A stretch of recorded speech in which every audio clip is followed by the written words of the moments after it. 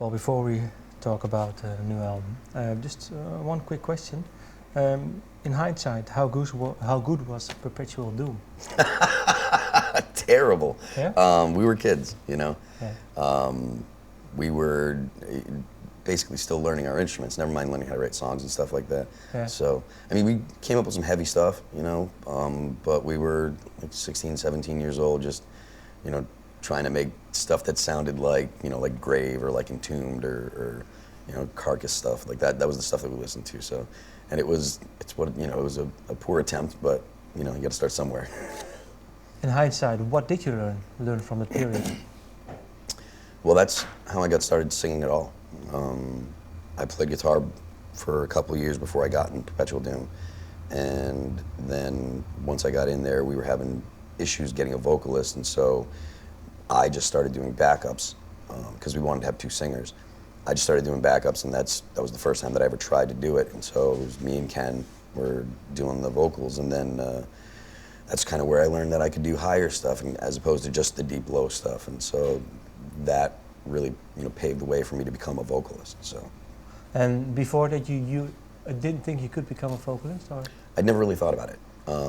I'd only been playing guitar in a band for, you know, a couple of years, or actually I'd only been playing guitar at all for a couple of years, you know. So, or I think maybe 2 years, 3 years, or something like that. So initially I wanted to play drums, and my parents were like, no. My godmother and godfather got me a guitar, and so that was kind of like my entryway into music, you know. Excuse me. Why drums?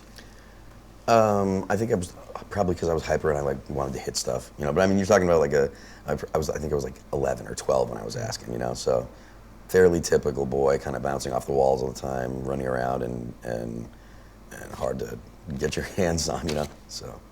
And then the guitar. Once you played the guitar, you thought, well, this is the instrument that I would like to pursue. Yeah. I mean, once I actually got a guitar and started learning stuff, like once you learn that first riff that you recognize from a song that you've heard, you know, that was the thing that hooked me. You know, as soon as I learned, I think the first thing I learned was, now this is poorly, but the first thing that I learned was the intro riff to "Wasted Years" by Iron Maiden.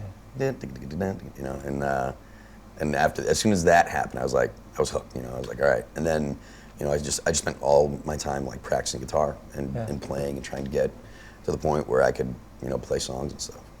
Well, you said actually that first riff. Well, you played in Perpetual Doom and then Shadows Fall, the debut album.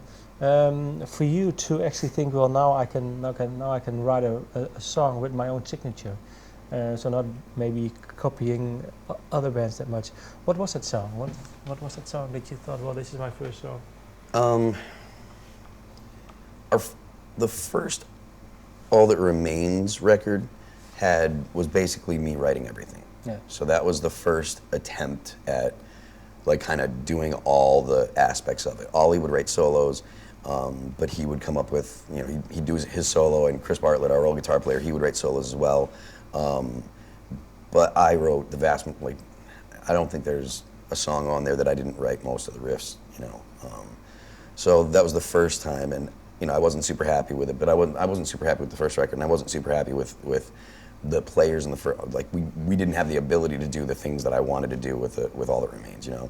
So probably This Darkened Heart was the first time that I was pleased with anything, you know what I mean? I think that Darkened had some really, really cool songs, and I think has some really cool riffs on it specifically. I'm kind of proud of a lot of the riffs on that record. Like, I Die in Degrees has some really cool parts in it. For Salvation has some really cool riffs in it and stuff. And I think those came together pretty well as songs. I think that if we had a different drummer at the time, I think it could have been a little more. That after that record, that was when I kind of felt like, all right, now we got kind of the guitars are in place to the point where I want them. Now we got to get a drummer that can do the kind of drums that I, you know, see in my head. So. But did you know when you wrote the songs for the Darkened Heart that you just discussed? Did you know when you wrote them? Well, now I am getting where I want to go. No, I don't think that it was ever something that I was really cognizant of.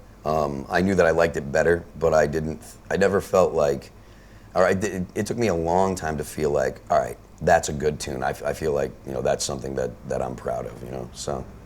When did you have that feeling? I'm not sure exactly. I feel, I mean, I think that you know, songs like 2 Weeks, you know, I think that that was probably the first time that I kind of was surprised, and I didn't write the music for 2 Weeks. I wrote the lyrics and vocals and stuff, but I didn't write the actual parts, and we rearranged them in the studio. So it's probably 2 weeks. It was probably the first time I was like, yeah, that's it, you know. And can you go back to that song? What was the first thing that you thought, well, hey, this is it? What was it? The chorus. Yeah. Me and Jay Sukoff had been talking about, you know, some of the songwriters that we liked and some of the stuff that we were into, and when we first did the chorus, the cadence was a little bit different, and Jay suggested, hey, why don't you do it like Michael Jackson would do it, or do it like Justin Timberlake would do it, you know, more syllables. So I went and rearranged the lyrics a little bit and got more of that kind of ticka kind of feel to it, and that, you know, and that was like, that's cool, that's gonna stick with it, you know. So. Okay. Well, you have a new album out now, The Order of Things. Well, you've said recently, that well, you don't look back that fondly on a war you cannot win. Mm-hmm. When did that feeling start that you didn't think that album was? I think there was things going on throughout the writing of the record. So I think that it was there was never a point where it's like, oh, now I've changed my mind about it. I think that getting that record out and writing the record was kind of a struggle, like in and of itself. Being happy with, you know, the lyrics and being happy with the tones and the mixes and stuff like that. It was just a much more difficult record to get everything to feel like it was coming. I don't know. I can't really say. I genuinely don't know why. It just didn't feel, you know. It was never like, yeah. Even though that does have, like, A War You Cannot Win has some of our biggest songs. You know, like in the U.S., Stand Up was a song that was #1 at you know, the rock radio stations for 3 weeks. You know, and What If I Was Nothing was #2 for half a year, you know, or for a long time. You know, so, and they're some of our biggest songs, but for some reason it just never kind of coalesced for me to feel like, yeah, I'm pumped. You know, but I'm only one person out of 5, so like that's why, you know, it's okay. And how do the other people feel about it? I'm pretty sure that you know, Ollie's really happy with it. I think Jason likes his performances. I'm not sure about Mike and Jeannie, to be honest with you. Okay. So. But when you started on this album, The Order of Things, did you have in mind what maybe went wrong for the previous one, or? No, I don't. No, I mean, we were working with a new producer, or with a different producer. We started working with Josh Wilbur on this one, and I think that my focus on this one really was, you know, I want to make sure that the songs are good. You know, I don't want to worry about, you know, drum parts, guitar solos, anything. You know, me and Josh really focused a lot on the lyrics and the vocals and making sure that those are right. And then, you know, we really wanted to make sure that the songs were good. I wasn't concerned with, is it heavy enough, or is it fast enough, or is it this enough, or is it that enough. It was just like, all I want is to be like when I get done with tracking something, I want to be like, yeah, you know, pumped about it. And I was, you know, so I'm really pleased with it. How come you started to write with Josh, and why did you pick Josh for this album? Because you work with Adam a lot. Yeah. We usually worked with Adam. I think he's done 5 out of our 7 records, or 4 out of our 7 records. Yeah. But Adam just wasn't available. His scheduling, because of Killswitch Engage. You know, Jesse had gotten in the band gotten back in the band, and they were starting to put out a record, and they were starting to tour and stuff. So we just couldn't quite make the schedule add up, and so we were like, well, who should we go to? And we met Josh and talked to him and hung out with him, and he was a really nice guy. And we were like, all right, well, you know, we've heard some of the stuff. We like the bands that he works with, and we'll go ahead and give it a shot and see how it goes. But what is your personal click with him? Because you actually wrote the lyrics together with him too. Mm-hmm. That's something that you don't do with everyone, I think. No, that was the first time I'd ever let anyone else write any lyrics. Yeah. But he just would throw an idea out, and I was like, that's cool.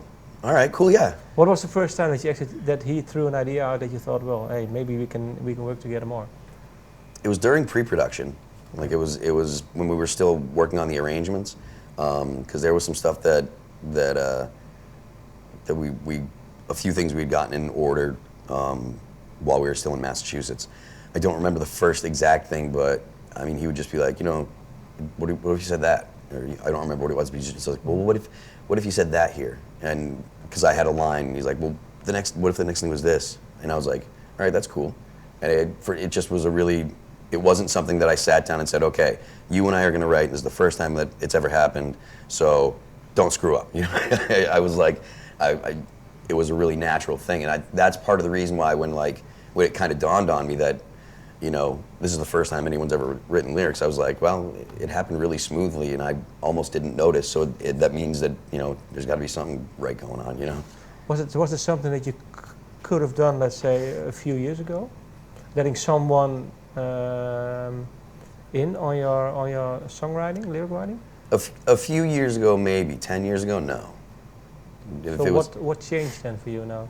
I don't know, 10 years. I think that I'm probably a little more comfortable. I'm 40 years old. I'm not nearly as young and insecure and nervous as I used to be. And I think that with that kind of being comfortable, you don't worry about you don't worry about if people are going to say something negative about it or about what you do or what you come up with. And so if people were going to, I didn't never want to write something and then have someone not like it and hear criticism and then have to be like, well, I didn't write that part. Now I'm just like, F you.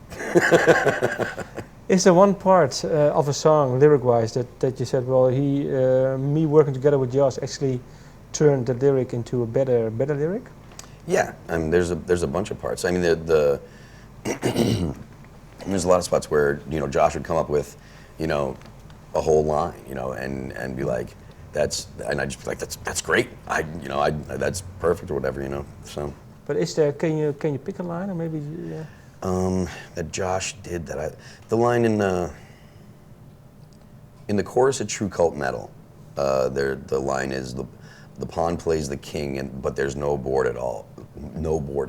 And I thought that was really cool. I was like, that's great, kind of like the chess reference and stuff. And that's probably one of my favorite lines that he came up with. So.